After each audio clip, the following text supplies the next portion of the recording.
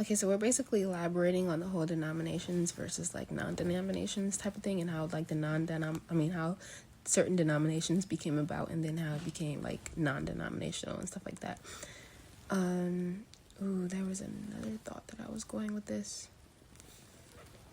But the correlation basically is how I can see how we can relate all of it is the fact that versus whether you're non-denomination or of a denomination, which is interesting because like being of a denomination, gang banging is kind of like in a sense how like they know the colors that they're repping and why. It's like the same thing, you know what I mean? Like it's like almost like gang banging is kind of a form of a denomination, right? Yeah.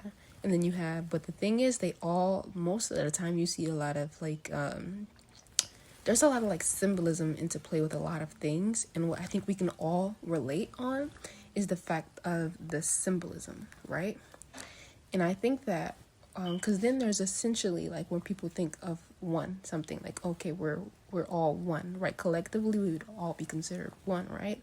So then there's that theory. How I could relate it to being that all one kind of theory, but then there's other things outside of no, we're not all one, because there are certain people who feel like, no, we don't move like that. We wouldn't even have the world like that if we were in power and control. But if, in the sense that if you are originally supposed to be in power and in control, then you naturally already are.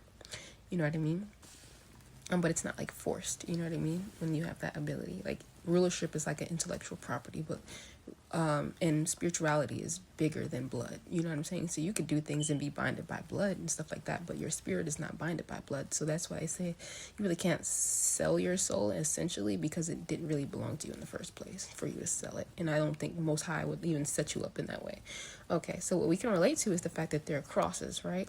The symbolism of a cross represents, in like all denominations, you guys are aware of what a cross means. And that's how I was saying, like, we relate it all together by looking at the meaning of the crosses. The X, like, you know, XXX Tentacion, represented the coexisting of the fact that we're here amongst like other realities, dimensions, and beings and stuff like that. But X, if you look at it, it means the putting down of a cross, or you can pick it up. Or if you think of X-Men, how they coexist, how the X-Men coexisted with amongst regular people, right?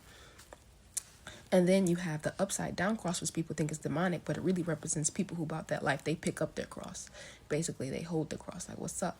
You know what I'm saying?